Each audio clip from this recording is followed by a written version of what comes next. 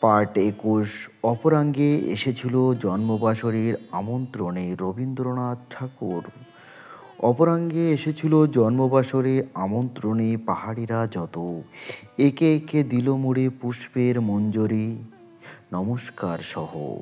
ধরণী লাভিয়াছিল কোনক্ষণে প্রস্তর আসনে বসি, বহু যুগ ব্যক্তিতপ্ত তপস্যার পরে এই বর এই পুষ্পের দান মানুষের জন্মদিনে উৎসর্গ করিবে আশা করি সেই বর মানুষের সুন্দরে সেই নমস্কার আজই এলো মোর হাতে।